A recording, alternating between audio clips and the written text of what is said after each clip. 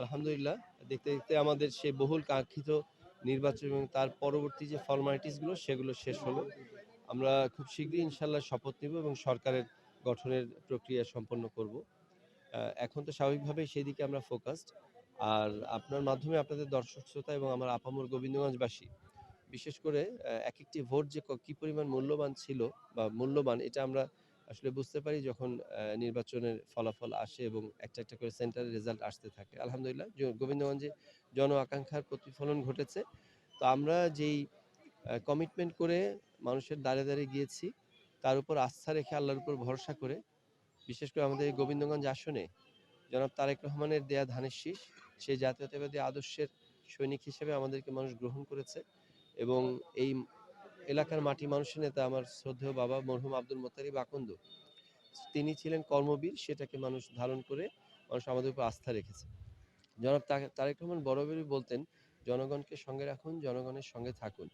আমরা ইনশাল্লাহ যে কমিটমেন্টগুলো দিয়েছি সেগুলোর জন্য আমাদের যেখানে যেই পরিমাণ ভূমিকা যেটাই রাখতে হবে, সেটা কলমে হোক, আমাদের কথায় হোক এবং আমাদের কর্মকাণ্ডে হোক, আমাদের সেই প্রচেষ্টা থাকবে ইনশাল্লাহ।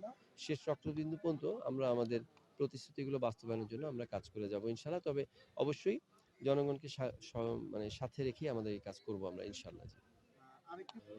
হ্যাঁ, দেখুন, আপনি যে বিষয়টি বললেন সেটা হলো যে আমি তো গত নির্বাচনের দিন পর্যন্ত আমাদের গোবিন্দগঞ্জের মাটি মানুষকে নিয়ে ভেবেছি। আপনি যে বিষয়টা দৃষ্টিপাত করলেন সেটি হলো একটা বাস্তবতা। এটা আমাদের মানে ওই ম্যানিফেস্টো বা ওই ম্যান্ডেট নিয়ে আমি আসিওনি।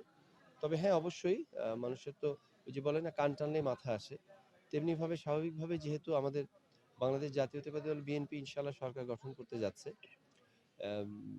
এবং সরকার দলের সংসদ সদস্য হিসেবে গাইবান্ধার 5টি আসনের মধ্যে এই আসনটিতে মাটি মানুষ আমাকে এগিয়ে দিয়েছে। তো সেক্ষেত্রে দল এবং সরকার দল নিশ্চয়ই সেটা বিবেচনা করবে এবং জন আকাঙ্ক্ষার প্রতিফলন যেহেতু মনোনয়নে ঘটেছে, নির্বাচনে ঘটেছে, সেটা সরকার গঠনে সেটার প্রতিফলন দল এবং দেশ, রাষ্ট্র, আগামীর বাংলাদেশ, জনাব তারেক রহমান তিনি নিশ্চয়ই বিষয়টি ভাববেন, ভেবে নিশ্চয়ই কোনো সিদ্ধান্ত নেবেন। সেই হিসেবে এটা দলের নীতি নির্ধারণী পর্যায়ের এবং সরকারের নীতি নির্ধারণী পর্যায়ে এটা সিদ্ধান্ত হবে।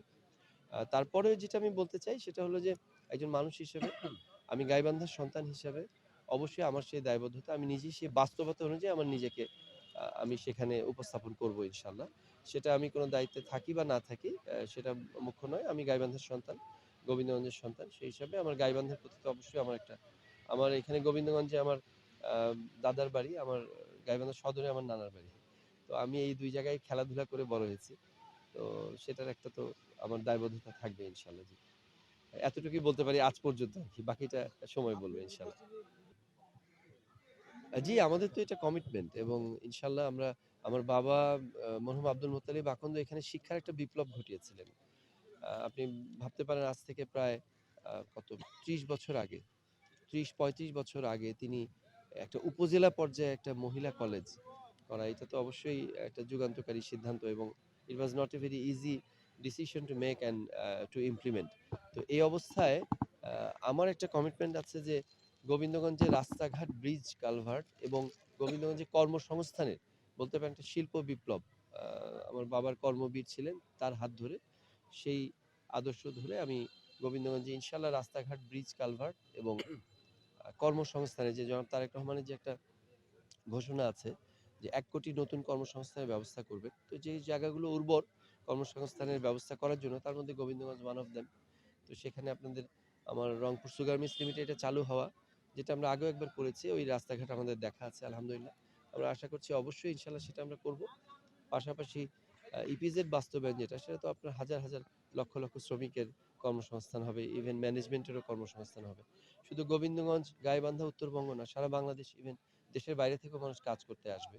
তো এটা আমাদের একটা সোনার খনি হবে ইনশাল্লাহ, কর্মসংস্থান। তো এই শিল্প বিপ্লবটা এবং আপনার অবকাঠামো উন্নয়নের যে বিপ্লবটা, এটা আমরা করতে চাই ইনশাল্লাহ। ধন্যবাদ। জি, আপনাকে ধন্যবাদ।